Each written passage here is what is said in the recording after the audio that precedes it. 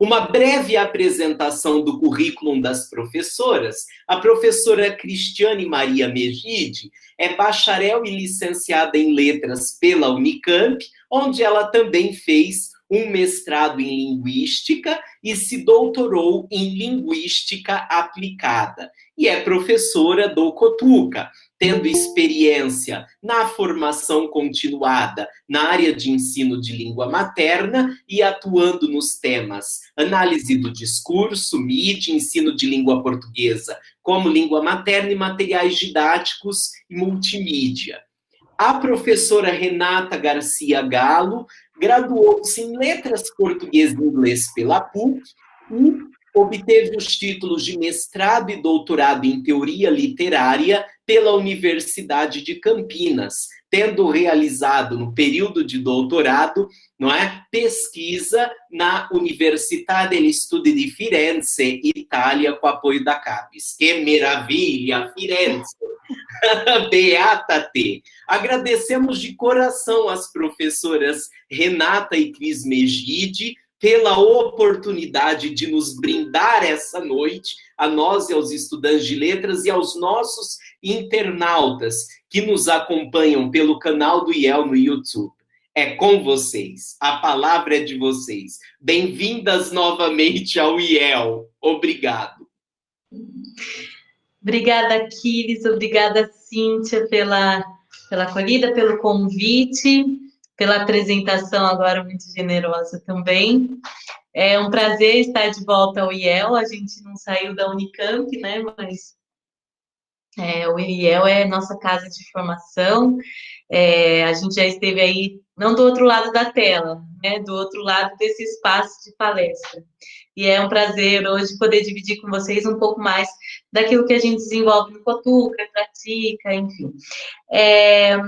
Eu vou trazer uma apresentação para falar, então, inicialmente do colégio, né, para vocês conhecerem um pouco do nosso trabalho, da estrutura do Cotuca, em seguida do trabalho que a gente desenvolve com a língua portuguesa em especial, né, e a gente trouxe uma apresentação bastante focada nas nossas práticas pedagógicas, né? Quando eu me lembro, quando era estudante de graduação, a gente tinha muita vontade de entender esse ritmo, essa dinâmica da sala de aula, né? Que muitas vezes a gente dá conta... Não, de qualquer forma a gente só dá conta quando está na sala de aula de fato. Mas palpável, mais próximo de vocês aí, das expectativas. E a gente fica à disposição também para atender as questões que surgirem na sequência das nossas falas, e por e-mail também, certo?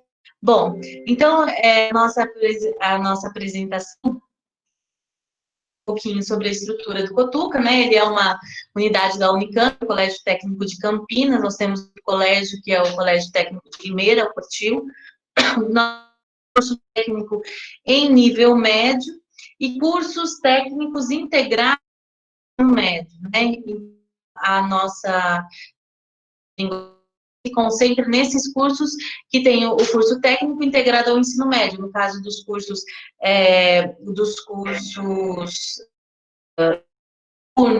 eles acontecem no período integral, no caso dos cursos noturnos, eles acontecem em 4 anos. São esses os cursos integrados ao médio, né? Alimentos, eletroeletrônica, enfermagem, informática e mecatrônica, nesses que nós atuamos. No Cotuca, a gente tem a opção, e uma opção reiterada, algumas vezes ao menos desses 8 anos que eu estou no Cotuca, de manter a disciplina de língua portuguesa como uma disciplina única, né? Nós frequentemente somos questionadas sobre a possibilidade de fazer, como muitas outras escolas fazem, a divisão por frentes, né? Em literatura, língua portuguesa, gramática, interpretação de texto, e a outra seria a produção de texto. A gente faz uma opção muito política, inclusive, né, de pensar a língua portuguesa como nosso objeto de estudo dentro das nossas aulas.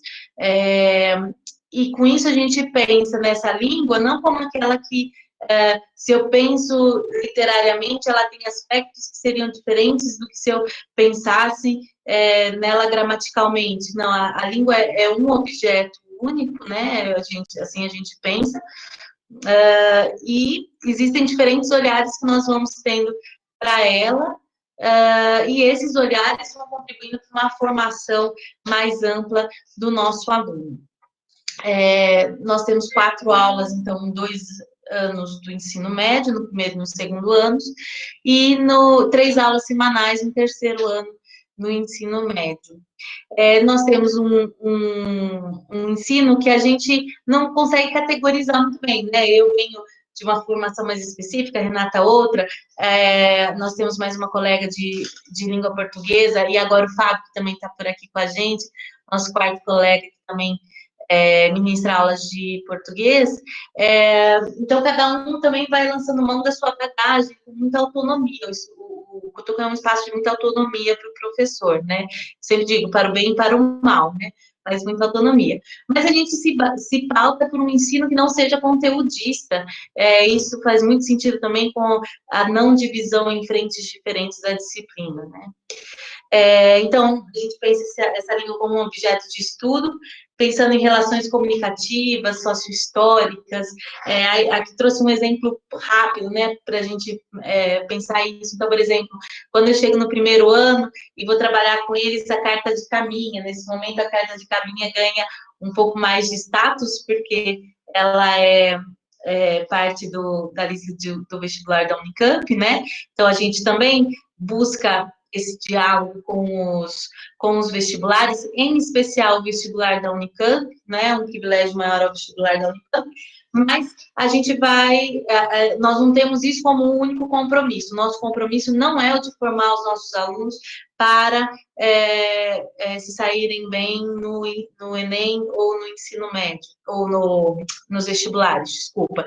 Nosso objetivo é de uma formação cidadã, uma formação para intervenção na sociedade, para a inserção cidadã desse aluno nas diferentes esferas sociais, né? Então, de desenvolver as habilidades linguísticas necessárias para que ele tenha uma inserção social efetiva ao longo da sua trajetória, seja no mundo do trabalho, seja nessas provas, né? Seja nas outras tantas esferas que constroem o mundo. Então, quando eu trago o exemplo da carta de caminha para uma turma de primeiro ano, poderia pensar essencialmente na literatura de informação, que é o que a gente provavelmente faria numa aula de literatura, né? Mas mais do que isso, a gente pode pensar como é que ali começam a se instaurar discursos fundadores das brasilidades, né?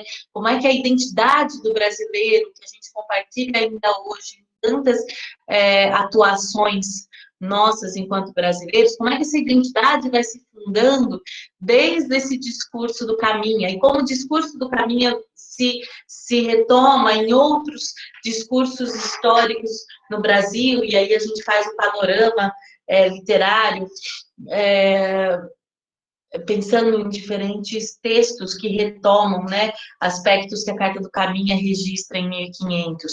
Podemos falar de questões ortográficas, pensando nas variantes históricas, pensar como uma mesma palavra ao longo da carta grafada de formas diferentes, e como, então, naquele momento, diante de uma posição também ideológica frente à língua, a própria concepção de língua escrita é muito diferente daquela que se constrói hoje. Aí a gente pode pensar também nessa política linguística que vai dizendo o que é certo e o que é errado, o que está ortograficamente adequado à norma, o que está inadequado à norma, né, que a gente diz hoje.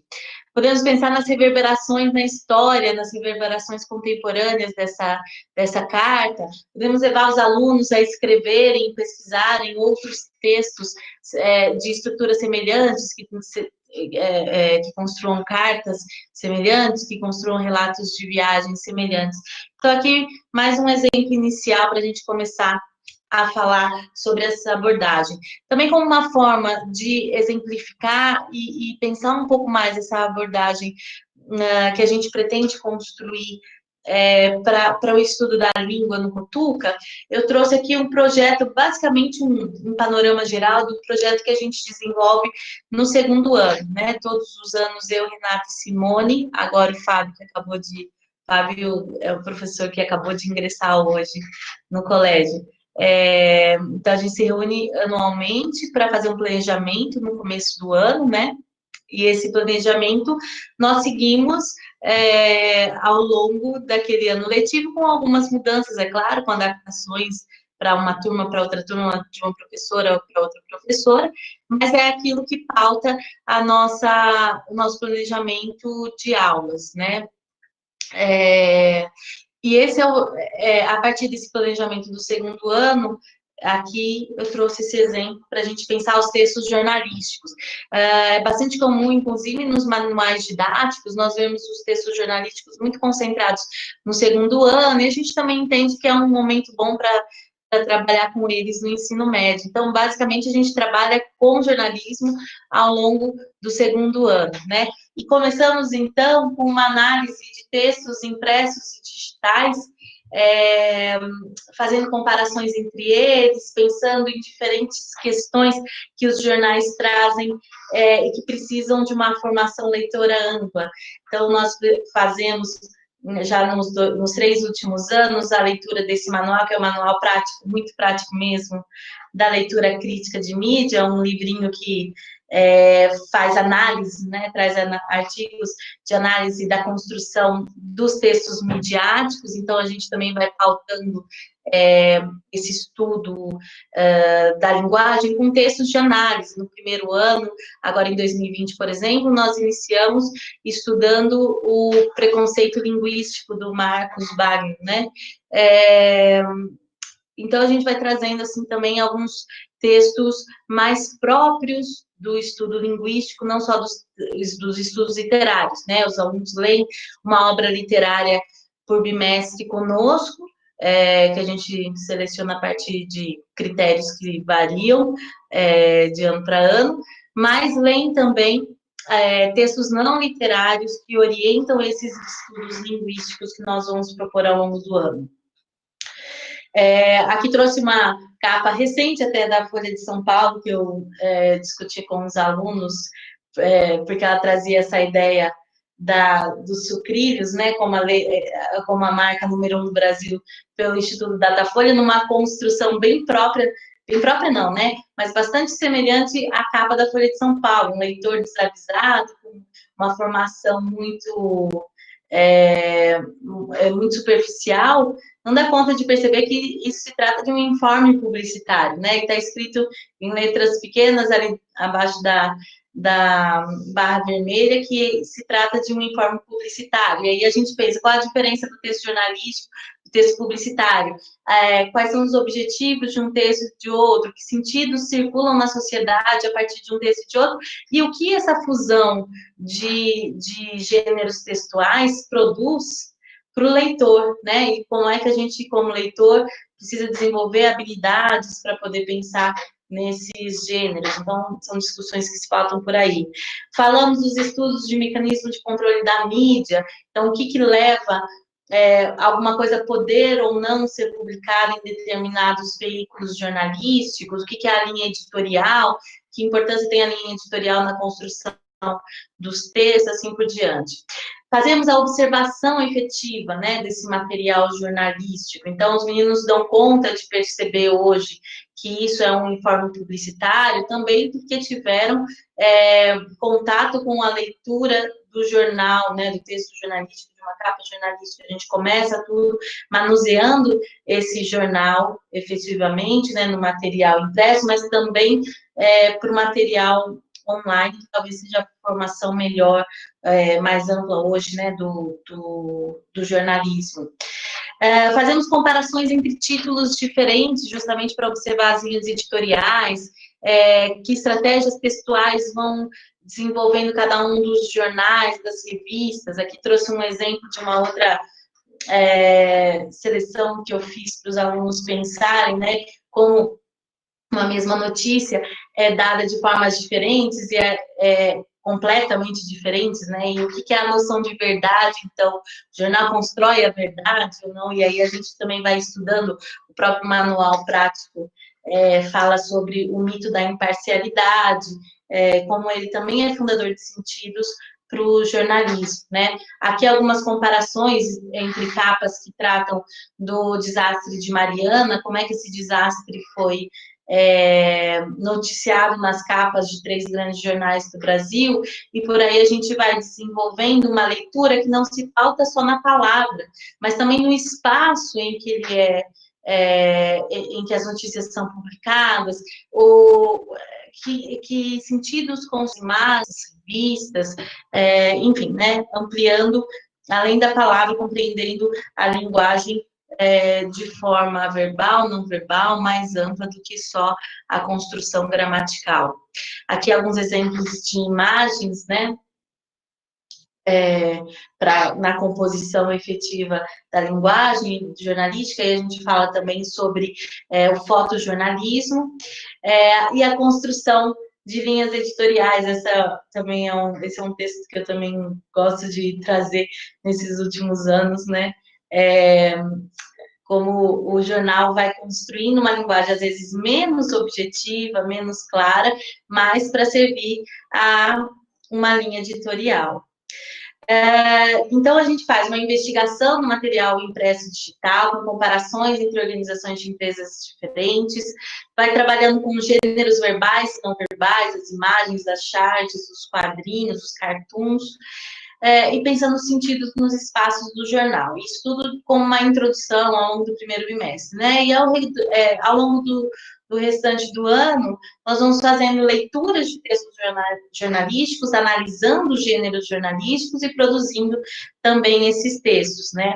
Aqui trouxe um exemplo também de uma análise mais específica da notícia, como um exemplo de gênero textual, é o primeiro deles que a gente trabalha ao longo do segundo ano. E aí fazemos também uma introdução, junto com esse estudo da notícia, uma introdução à sintaxe, né, ao estudo da sintaxe dentro do contexto jornalístico, né? Então, a gente vai pensar como é que textos diferentes se constroem, comparando diferentes manchetes de jornal. Eles observam, por exemplo, a construção da ordem direta, e aí a gente começa a falar sobre os termos, o sujeito, sobre o verbo, como é que eles constroem, eles são dispostos no texto. A gente pensa nos termos que, em geral, que muitas vezes são desprezados por essas manchetes, né?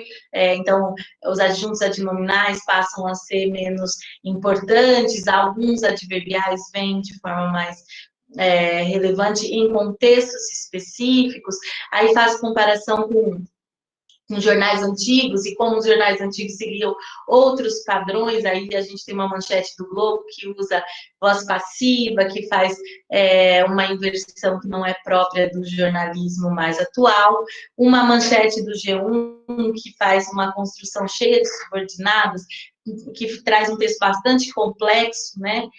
Também não é característica, uma manchete ruim, que não é característica dos bons jornais.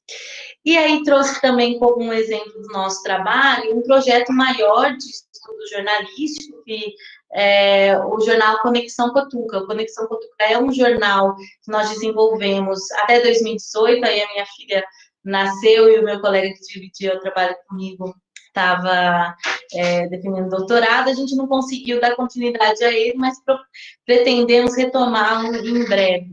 O Conexão Cotuca era um projeto composto por alunos do segundo ano, justamente por essa característica do trabalho em sala. Ele acontecia em atividade extra-classe, os alunos se reuniam e pensavam as pautas, pensavam que textos, como é que esses textos seriam escritos, revisavam os textos entre eles. Era um projeto bastante interessante. Tivemos bolsas BIBICs para eles, do BIBIC Ensino Médio, alunos que desenvolveram pesquisas também a partir do grupo do Conexão Cotuca, né? E esses textos foram ganhando uma divulgação importante no colégio, né? Então, foi se tornando um espaço de conversa, de debate, de levantamento de discussões extremamente importante entre os alunos. Claro que o objetivo era a escrita dos alunos para os próprios alunos, né?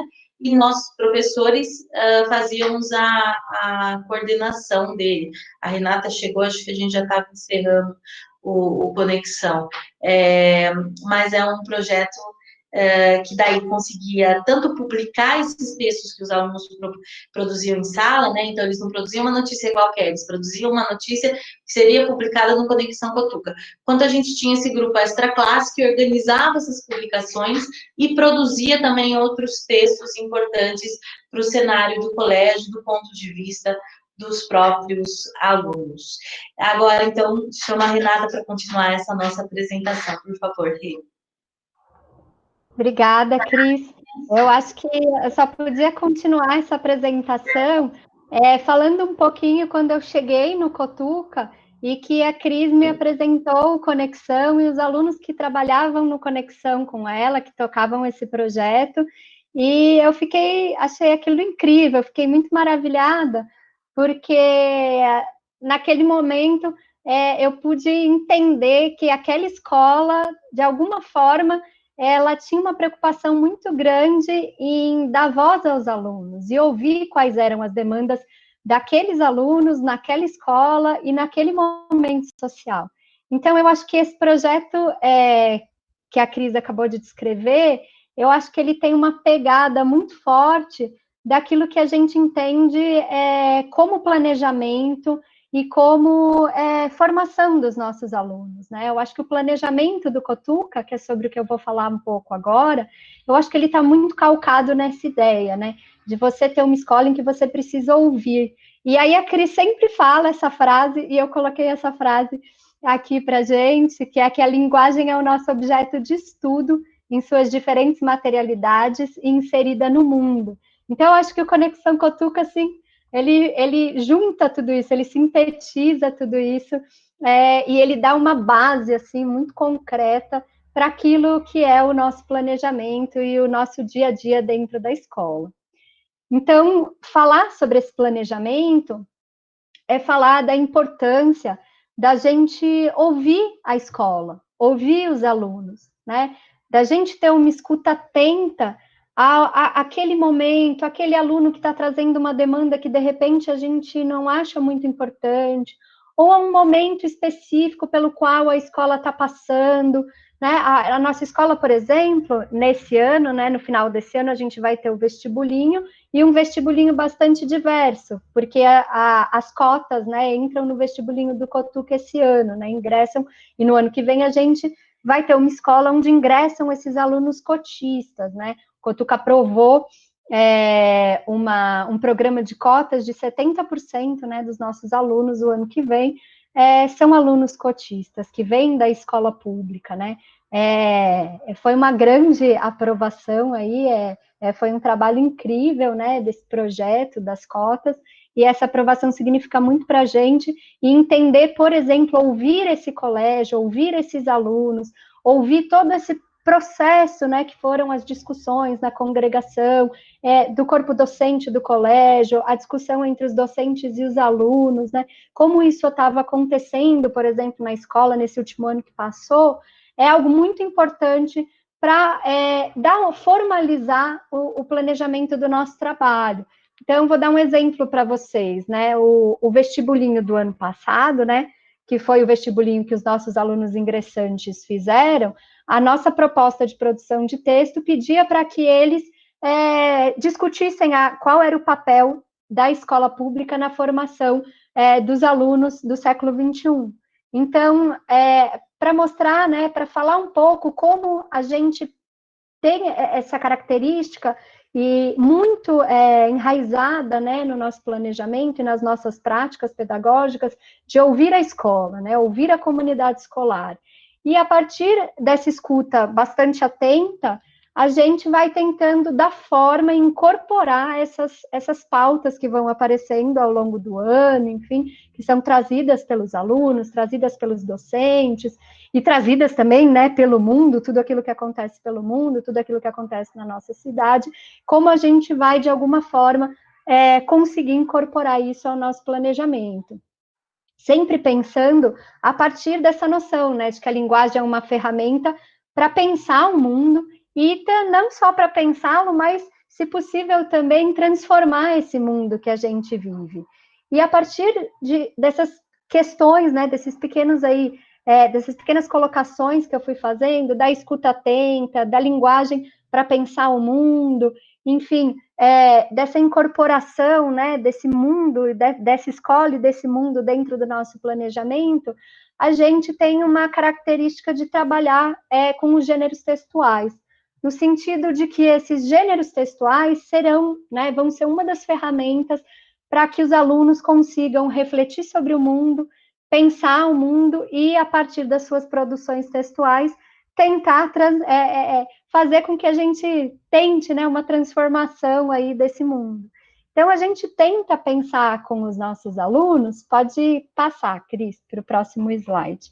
A gente tenta pensar com os nossos alunos, ao longo das nossas práticas, né, posso dizer que a gente não é uma escola, ou não fazemos um planejamento em que a gente constrói propostas de produção de texto desde o começo do ano, já deixa tudo pronto, e aí, à medida que os bimestres vão passando, a gente só, né, vai entregando essas propostas para os alunos. Não, né, isso é muito diferente na nossa escola, porque a todo momento nós estamos discutindo o que faz sentido naquele momento para a nossa comunidade escolar, quais são os temas que a nossa comunidade escolar traz para a gente, e quais são os temas que a gente vê sentido em discutir, né, dentro do nosso planejamento também. E aí eu vou dar um exemplo de como a gente, nesse ano de pandemia, muito doido, né, que a gente está passando, de ensino remoto, enfim, um ano cheio de aprendizados também, em relação às práticas pedagógicas, mas de um problema enorme que a gente enfrentou, que a gente vem enfrentando, porque estamos no meio aí desse furacão, que era fazer uma gincana para os alunos, e a gente faz uma gincana todo ano, ela é bem tradicional no Cotuca, só que ela é uma atividade que pressupõe muita aglomeração, impossível, né, de se fazer de outra maneira. E aí os alunos vieram conversar com a gente, porque eles queriam que a gincana acontecesse, e a gente falou, não, tudo bem, vamos tentar dar um jeito nisso. E aí a gente foi pensando, junto com os alunos, a gincana é sempre temática, tem um tema norteador, e aí os alunos vão construindo com a gente quais são as provas, qual é o tema, os regulamentos das provas, enfim. E aí chegamos num impasse ali, num nó. As meninas do Cotuca, as nossas alunas, trouxeram para a gente a questão dos e-games. Então, no nosso colégio, quando há gincana, existem lá os e-games, LOL, Valorant, agora eu já sei o nome de vários deles, Rocket League, enfim, Counter-Strike, todos esses elas trouxeram para a gente e falaram, todos os anos os meninos formam as equipes, e como as meninas jogam muito menos, as equipes já ficam formadas, eles são, né, nível diamante, nível não sei o quê, e a gente nunca consegue jogar nas equipes. Aí a gente falou, bom, temos um problema, né? Então, como é que vamos resolver esse problema? E aí, a partir dessa conversa com as meninas, e pensando que a gente teria que fazer a gincana num ambiente no ambiente virtual, e que também teria que ser um ambiente protegido, afinal, quando a gente está na escola, nós estamos com todos eles estão sob supervisão, como a gente criaria um ambiente seguro, protegido, para que as meninas pudessem jogar esses jogos? E aí, num primeiro momento, a gente propôs que houvesse paridade nas equipes, paridade de gênero. E aí a gente viu que rolou um incômodo entre as alunas, né? Elas falaram, mas a gente não sabe se a gente vai ser bem recebida na equipe dos meninos, porque os meninos têm as patentes altas lá nos jogos e tal. E aí percebemos que o problema estava lançado, só que nem eu, nem a Cristiane tinham uma ideia do que é essa comunidade gamer. Eu acho que quando a gente vai ficando também um pouco, ou no meu caso, bem mais velha do que os meus alunos, muitas vezes a gente vai se distanciando também de problemas que são problemas do cotidiano deles, né? E às vezes fica difícil da gente entender o problema e às vezes fica difícil também da gente parar para ouvir. Esse momento de escuta é muito importante, né? Esse exercício da escuta é importante que a gente não pode perder. E aí conversamos, então, com as meninas, fizemos uma busca enorme, fomos entender o problema, fomos atrás dessas comunidades gamers, fomos atrás de ex-alunas gamers do Cotuca, conversamos com elas, e a partir daí pensamos o que nós podemos fazer para viabilizar essa gincana de uma forma segura para as meninas e também para a gente tentar fazer com que haja uma conscientização maior dos nossos alunos, né, do que acontece dentro dessas comunidades. E aí, a partir disso, a gente foi identificando o problema, identificando os propósitos do nosso trabalho. O propósito maior era a conscientização desses alunos, né, e a promoção e a divulgação também dos e-games e do campeonato feminino, que nós optamos por fazer um campeonato feminino separado do masculino, né, porque a gente achou que seria um ambiente mais seguro para as meninas jogarem. E aí, a partir disso, né, bom, que gênero textual a gente pode pensar trabalhando com a ideia da conscientização, da promoção e divulgação dos jogos, e aí a gente falou, bom, vamos propor aos alunos uma campanha publicitária. Aí a gente fez uma proposta para eles, a proposta consistia em que eles fizessem um cartaz A4, né, uma campanha publicitária num cartaz A4, e um outro elemento, que poderia ser um vídeo. E aí eu vou mostrar aqui para vocês no próximo slide, 2 cartazes que os alunos produziram. Eles fizeram vários, eu selecionei 2 aqui, mas tem vários outros, acho que ficaram muito bacanas. E aí a Cris vai passar para vocês um vídeo que uma aluna nossa produziu e depois um GIF também que foi produzido pelos alunos. Esse no vídeo é eu, Emerson.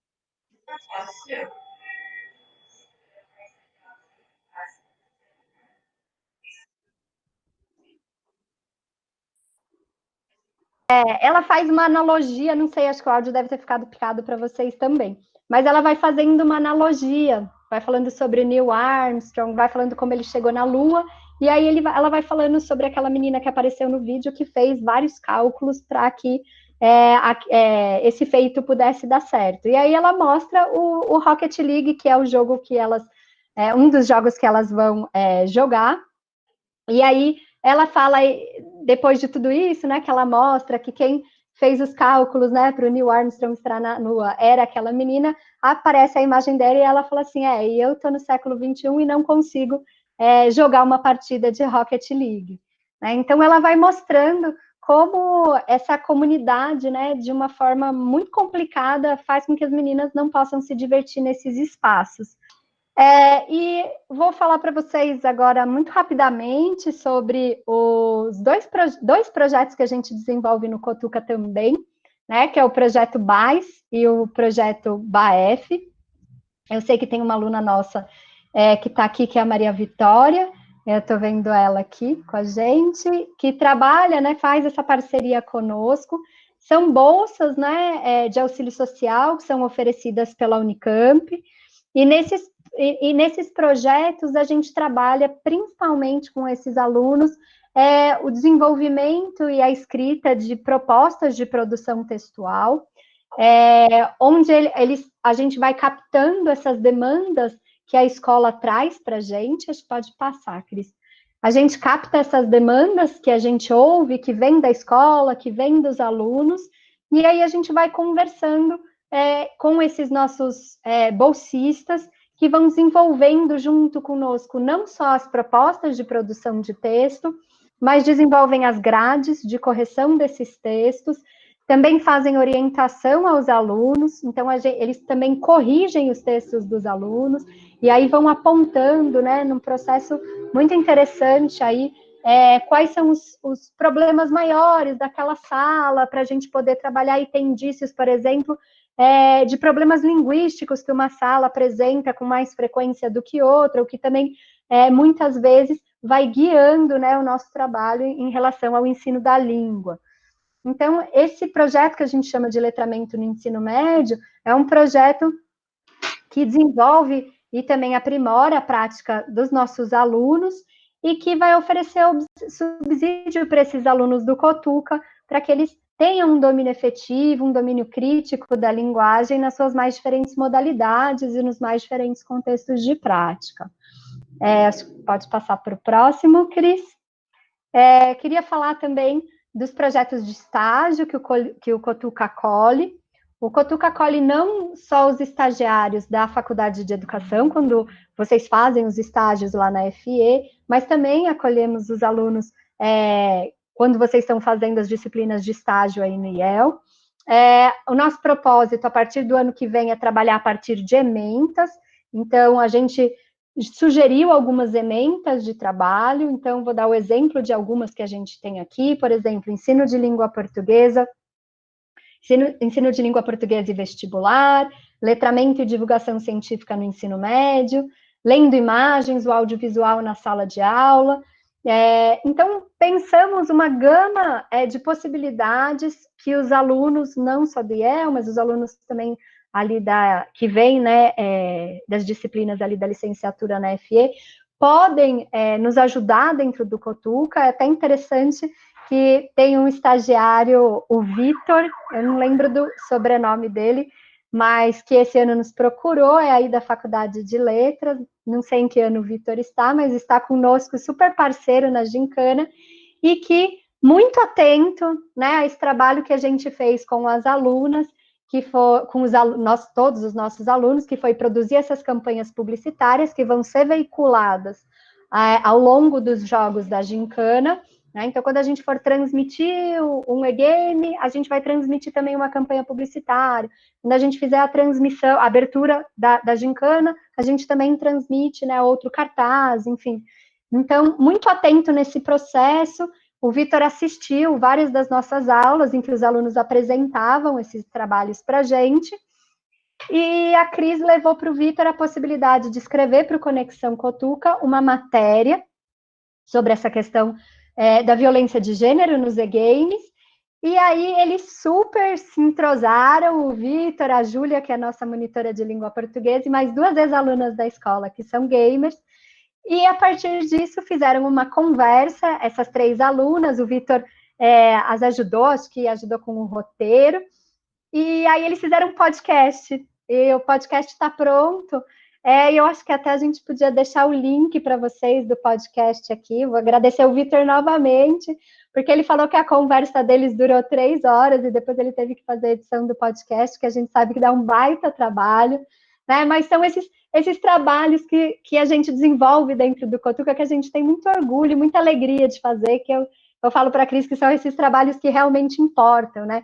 Que vão mudando a nossa comunidade. Porque a partir do momento que os alunos foram apresentando esses trabalhos, eu tenho umas alunas do 2º ano de eletroeletrônica que falaram: ai, professora, que bom que vocês propuseram esse trabalho, porque a gente criou um servidor, eu vou te dar o link do nosso servidor, só jogam as meninas, porque a gente está encorajando as meninas a jogarem. Então, a gente vê que isso reverbera, né, dentro da nossa comunidade, e essas práticas linguísticas que a gente propõe no nosso planejamento vão nos ajudando de alguma forma para que a gente não só pense sobre o nosso mundo, mas que a gente possa também transformar o mundo, né, que a gente vive, a escola que a gente vive, os nossos colegas, e ter um ambiente muito mais saudável, né, de sociabilidade. Acho que é isso. Acho que a gente pode abrir para uma conversa agora maior, para responder as perguntas que eventualmente vocês tenham. E queria agradecer a todos por participarem, estarem aí com a gente, mesmo nesse momento meio doido aí de pandemia. Muito obrigado, Renata. Muito obrigado, Cris, por essas palestras tão bonitas em que vocês mostraram para a comunidade do YouTube e para os nossos alunos aqui do IEL um pouco do trabalho da área de língua portuguesa desenvolvido no Cutuca, essa escola de referência. Não temos dúvida de que vocês lá do Cutuca vão mandar muitos bons estudantes para o curso de licenciatura em letras. Então, a gente é muito grato também pela parceria de vocês nos estágios. Fica, então, aberta a possibilidade, primeiro para os alunos aqui do IEL, não é? Que estão aqui no Google Meet, vocês podem ligar o microfone ou então encaminharem a pergunta por escrito, não é? O Matheus Escavassa Crisóstomo pergunta: vocês pretendem aceitar novos bolsistas BAS ano que vem? Olha, já tem candidato. Eu vou abrir aqui, aí a gente vai invertendo, tá? Sim, Matheus, nós temos, inclusive, projeto já aprovado, aí agora vocês precisam se inscrever pelo BAS, né, pelo SAI, né, para poder se candidatar e sendo aprovados por lá, basta entrar em contato com a gente pelo nosso projeto, que está lá cadastrado no SAI já, tanto bolsistas BAS quanto bolsistas AF. Tem sido uma experiência muito boa para a gente. Ótimo. Alguém mais quer fazer alguma pergunta aqui dos alunos? Se não, eu vou ter uma. É que o coloco é para os alunos, mas se não está aparecendo nenhum aluno agora, eu me adianto e faço uma pergunta, porque eu achei fascinante 2 tópicos, um da Renata e um outro mencionado pela Cris, e eu pergunto também. A Maria Vitória Cardoso disse que é um projeto enriquecedor e que esse trabalho é incrível. Cíntia, posso fazer a pergunta e, enquanto os alunos pensam a pergunta, o que eu coloco é para eles, né? Mas eu... vou fazer a pergunta do... Claro. Né? Só quero dizer que eu faço jus às palavras da Maria Vitória. Que projeto, que trabalho incrível de vocês. Parabéns. O André Cardoso pergunta: gostaria de saber sobre prazos para a proposta de estágio. Eu queria, a Maria Vitória Gomes, que está comentando aqui, falando que é um projeto enriquecedor, eu fico muito feliz que ela fala que é um trabalho incrível, porque é ela que está construindo com a gente esse trabalho. Esse ano ela nos procurou, ela é aluna IBL, ela é nossa BAS. Ex-aluna nossa também. Ex-aluna nossa. Tem a Lidiane também, que é nossa ex-aluna, que eu vi aqui na sala, que agora nós passamos para a mão de vocês. Mas eu fico muito feliz, né, de ver essa turma toda que vem aí do IEL, cheio de ideias novas, assim, que mexem muito com a nossa cabeça também, e que somam muito. É muito importante a gente ter essas peças, né, esse pessoal que vem e dá uma arejada na nossa cabeça. Eu falo muito isso com a relação, né, que a gente tem com o estágio. Às vezes o professor fica um pouco encanado de ter um estagiário na sala de aula, mas eu acho que para a gente essa questão do estágio ela é fundamental, porque eu acho que o aluno vem com uma nova pegada, muitas vezes com uma nova linguagem, que faz a gente, de muitas formas, repensar as nossas práticas na sala de aula, né? Então, os alunos vêm mesmo para somar nesse projeto. Acho que foi no ano passado, tiveram 2 alunos aí do IEL, muito queridos também, que o trabalho que eles fizeram comigo foi correndo, enfim, fizeram um trabalho sobre literatura na sala de aula muito bacana, e que aí a gente apresentou o trabalho no MELP, fizemos um relato de experiência aí na Unicamp, no MELP, e foi muito bacana para eles, né? Eles puderam apresentar o trabalho, eu pude repensar um monte de coisa, e a gente vai vendo que essa galera chega mesmo para tornar o trabalho muito mais incrível aí, muito mais colorido do que ele poderia estar. O André Gustavo perguntou para a gente se há prazos para a proposta de estágio.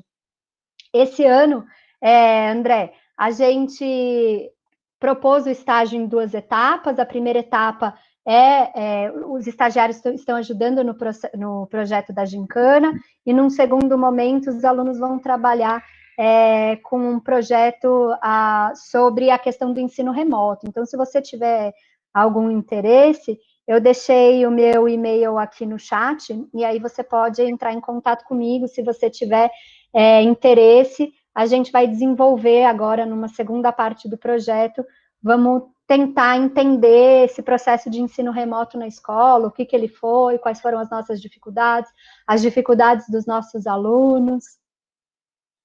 A Lidiane comentou aqui, amei, professora, muito legal ver com outra perspectiva as aulas de português que tive no Cotuca, que os nossos alunos são incríveis. Vou passar para você, Aquiles. Aquiles, você me permite só completar uma pergunta, Renato, por favor? De vocês. Só para falar para o André que a gente recebe os alunos, né, pelos estágios do IEL e da Faculdade de Educação, por projetos que a gente estabelece em parceria com esses professores, mas também quando os alunos chegam lá pela direção e falam, olha, eu quero participar, mas aí são os prazos correntes, né, quando é o estágio curricular, os prazos correntes da universidade. Ok, eu vou aproveitar e fazer uma pergunta. Achei muito interessante quando a Renata falou que a linguagem é uma ferramenta para pensar o mundo, não é? Na apresentação do seu currículo, eu disse que você tem um mestrado, um doutorado em teoria literária. Como é essa linguagem para pensar, então, o mundo no texto literário? E como é isso no ensino de língua portuguesa? Eu acho que eu tento trabalhar com uma perspectiva. Eu trabalhei com estética, né, no mestrado, no doutorado, e no mestrado eu trabalhei com o gênero romanesco, então o estudo do romance, mais propriamente, sempre numa perspectiva de um autor, de um filósofo, né, que se chama Giorgio Lukács.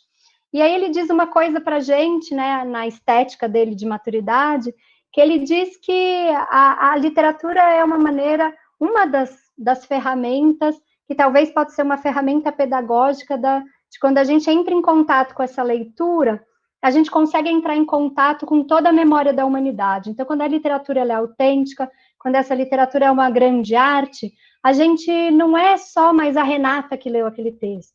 Eu sou a Renata que vive nesse momento de agora, mas que li um texto, por exemplo, do final do século XVIII, então eu também estou em contato com aquilo que aquelas pessoas pensaram naquele momento, e quando eu volto dessa leitura, eu volto muito mais enriquecida, né, de todos os feitos que a humanidade foi desenvolvendo, né, ao longo de sua história, e de todas as questões linguísticas, né, e culturais que foram sendo consolidadas aí, formadas em todos esse afresco literário que a gente pode fruir ao longo da história.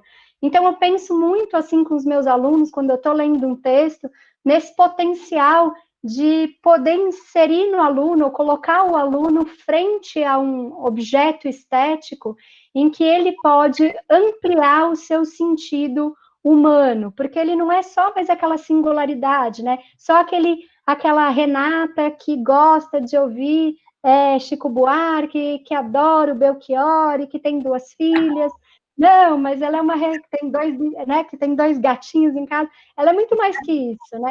Mas ela é uma Renata que dialoga com perspectivas e com reflexões que estavam sendo feitas naquele momento histórico e que tenta, de alguma forma, né, entender o movimento da história e quem estava em outros momentos, no sentido de que você vai criando uma empatia cada vez maior com o mundo, e a partir desse momento que você entende ou se apropria mais desse mundo, a sua tendência é querer um mundo cada vez melhor, né? Porque se você ajuda a construir esse mundo, e se você está dentro desse mundo, né, o objetivo é que você queira um bem comum, assim, podemos dizer, né? Se você se sente co-criador da memória da humanidade.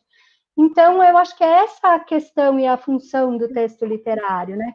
Fazer com que aquela singularidade, aquele aluno específico, expanda a sua humanidade para se entender como gênero humano, né? E aí, a partir disso, a gente expande a empatia, a gente expande a linguagem, a gente expande o nosso modo de ser no mundo e de estar no mundo. Então, é um pouco isso aí. Se me permite, bom, já me interessei por esse autor com o qual você dialogou no seu mestrado, né? O Lukács. Isso. E isso que você traz como a grande potência, né, da literatura é algo que eu leio e que eu gosto muito na Michelle Petit. Não sei se você conhece essa autora, que é uma antropóloga de formação, né? Mas já tem alguns livros publicados em língua portuguesa, em que ela fala dessa potência da literatura, né? E da leitura literária. Como os jovens, por meio da leitura literária, eles não só têm um maior conhecimento de si mesmos, como também do outro e do mundo, né? Que a leitura literária possibilita essa compreensão do eu, do outro e do mundo. Eu acho belíssimo, né, essa afirmação dela, e ela também usa essas expressões como a literatura que devolve a nós a nossa singularidade, né? A apropriação do texto literário faz com que nos reconheçamos a nós mesmos. Tem ali uma paquera da Michelle Petit com a psicanálise, né? E eu acho que dialoga muito bem com tudo isso que você falou, de empatia, né? De conhecimento do mundo, do outro. Olha que legal, né? Uma autora que eu recomendo e quero a sua referência, do Lukács, tá bom? Obrigada.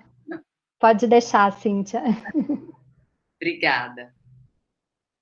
Antes de a Cíntia encerrar a nossa noite, vou fazer uma pergunta bem rápida para a Cris Megide. Eu achei muito interessante os assuntos que você abordou. Ia fazer uma pergunta sobre o trabalho com variação linguística via livro do Marcos Bagno, mas teve um assunto que me chamou mais a atenção.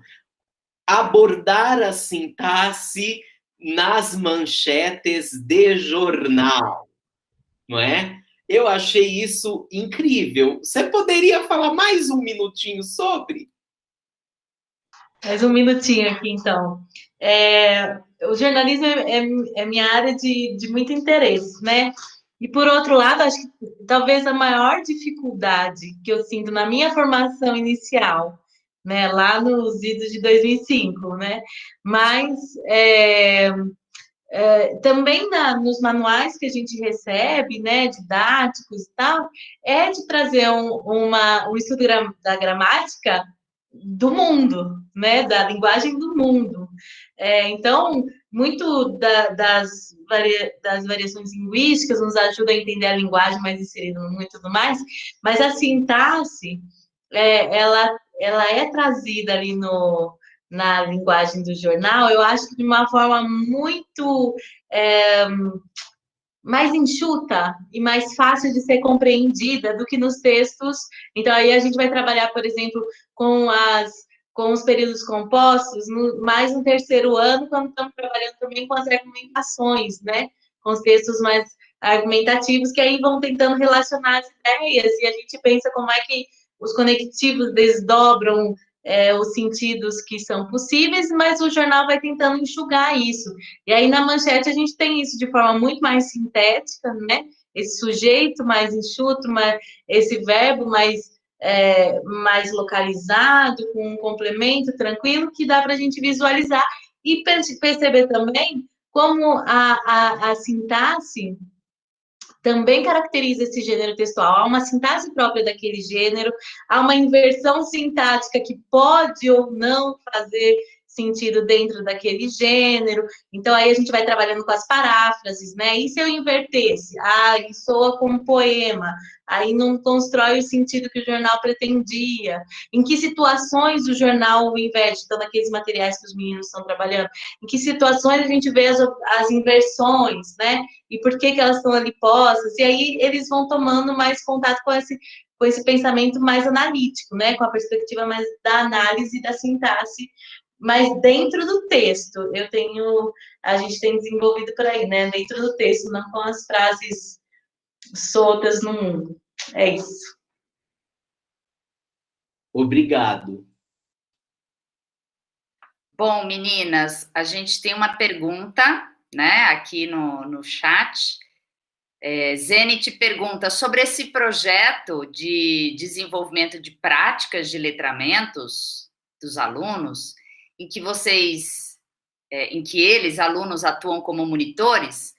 Zenit queria saber um pouco mais como é o trabalho de preparação para a monitoria, porque ele acha um trabalho incrível. Queria comentar que a Zenit vai dar as oficinas em novembro do Cotuca, no Cotuca sobre vestibular da Unicamp. Foi nossa estagiária, olha lá, nós somos de estagiários aqui. Foi nossa estagiária, acho que no ano retrasado, e agora está com a gente aí, colaborando com as oficinas. Cris, acho que você poderia falar mais sobre o trabalho sobre monitoria, porque eu acho que você desenvolve há mais tempo. A gente tem monitores que são bolsistas PAD-MT no colégio, né? Então, são os PADs do ensino médio técnico.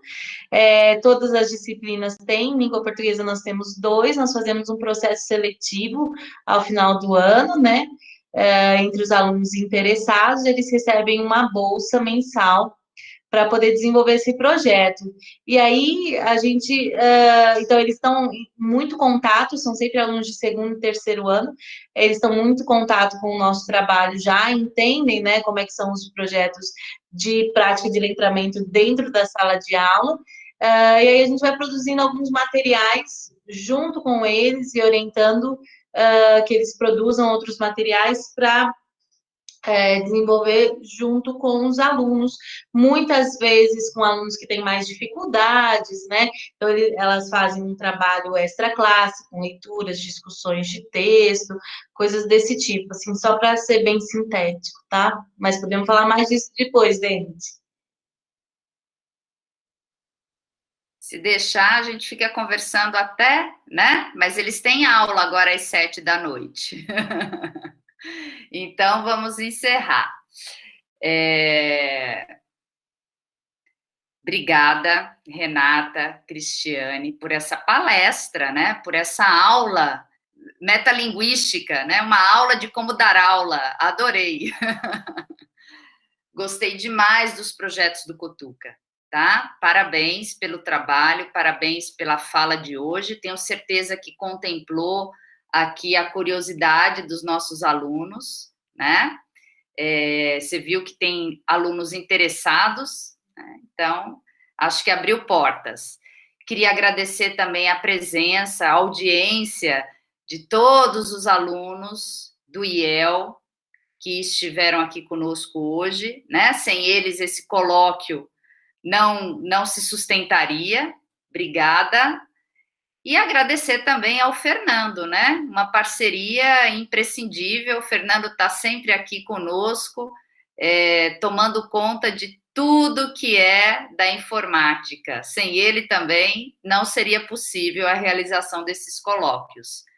Obrigada, alunos. Obrigada, Fernando. Obrigada, Renata. Obrigada, Cristiane. E obrigada, Aquiles. Obrigado, Cíntia. O Aquiles, que é o grande idealizador desses colóquios. Parabéns, né? Pensando sempre nos alunos da licenciatura. Brigadão, gente. Um beijo para todo mundo. Boa noite, gente. Boa noite, gente. Tchau, tchau. Muito obrigado. Muito obrigado.